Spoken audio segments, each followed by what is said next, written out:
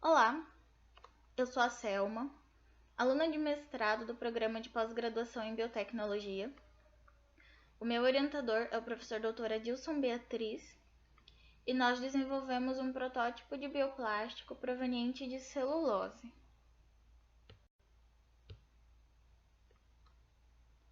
A crescente preocupação ambiental tem estimulado a busca por produtos renováveis que possam substituir o uso de plásticos derivados do petróleo. Os combustíveis fósseis, eles trazem vários problemas para o meio ambiente. Dois deles, inclusive, pela sua queima, liberam o dióxido de carbono, que é o principal responsável pelo aquecimento global, e o dióxido de enxofre, que é a principal causa da chuva ácida. E esses são só dois dos problemas. Eles podem causar problemas de armazenamento, acidentes de transporte, dentre vários outros. Os bioplásticos desenvolvidos a partir de recursos naturais, eles vão se apresentar como um substituto viável dos polímeros não renováveis, por serem biodegradáveis, terem um baixo custo de produção e baixa toxicidade. A celulose, que é a matéria-prima do nosso bioplástico, é um polissacarídeo formado por monômeros de glicose. É muito abundante, ela pode ser encontrada em qualquer região do nosso planeta e é o principal constituinte das paredes celulares das plantas. É a celulose que deixa as plantas rígidas. O nosso objetivo é avaliar o potencial de uso da celulose combinada com o látex na produção de bioplástico utilizando as espécies Eichhornia crassilis, mais conhecida como camalote, na foto à esquerda, e Tifa dominguensis, mais conhecida como taboa, na foto à direita. Essas duas espécies, elas possuem uma alta taxa de reprodução. O camalote é uma espécie cosmopolita, já a taboa ela é nativa de regiões tropicais. Ela causa alguns problemas para a nossa região. Aqui ela é uma espécie invasora, então ela acaba competindo com as espécies nativas, só que por ela ter um porte grande, a maioria das espécies não conseguem competir com ela e acabam não conseguindo ficar naquele local.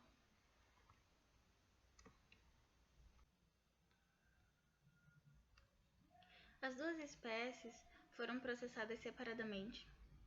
Elas foram coletadas na cidade de Corumbá MS, distante cerca de 420 quilômetros da capital Campo Grande. Elas foram coletadas, levadas para a estufa para secar por 2 dias a 80 graus. Depois elas foram trituradas e a celulose foi extraída pela solução de hidróxido de sódio 5% sob agitação por 2 horas a 80 graus. Depois disso, ela foi filtrada, lavada com água destilada e levada à estufa para secar por 2 horas a 80 graus. Esse processo foi repetido 3 vezes para cada espécie. Na foto à esquerda, podemos observar as fibras depois que elas saíram da lavagem. Ela tem um aspecto bem pastoso. E na foto da direita, está as fibras depois que elas saem da estufa. Ela já adquire uma textura bem mais macia.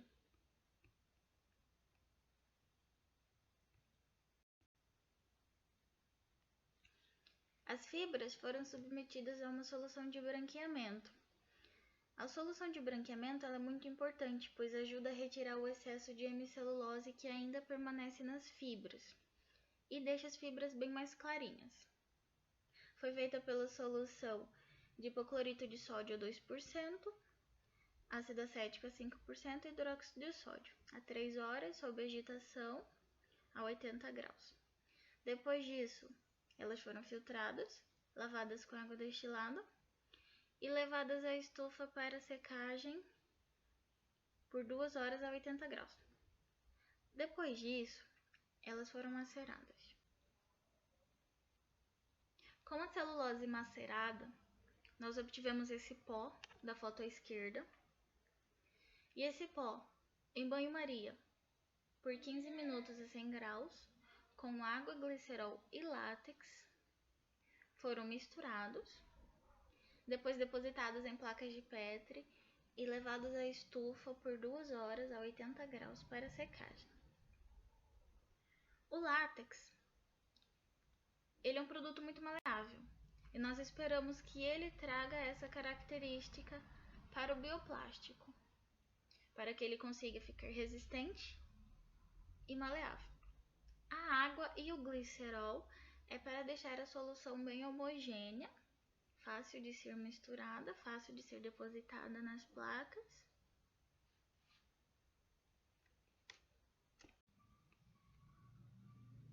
Os nossos resultados. O bioplástico da Eicornia craspis, o camalote, possui 6,97 mm de espessura. Apresentou rupturas e grânulos e a sua consistência é pegajosa e quebradiça. Como vocês podem observar na foto à esquerda, essas manchas mais escuras são os grânulos e os risquinhos mais claros são as rupturas. Já no bioplástico da Tifa dominguensis, nota boa, ela possui 5,75 mm de espessura, não apresentou grânulos e rupturas, embora sua consistência ainda seja frágil e quebradiça. Os bioplásticos, eles ficaram bem maleáveis, só que precisamos trabalhar na sua fragilidade. Sendo assim, concluímos que os protótipos de bioplástico demonstraram a necessidade de melhoramento quanto à resistência e homogeneidade em sua estrutura. Nós vamos continuar com os testes, a fim de obter um produto que atenda aos nossos objetivos. Agradecemos o apoio financeiro da Fundect-MS e qualquer dúvida e sugestões podem me escrever. Ficarei muito feliz em atender a todos.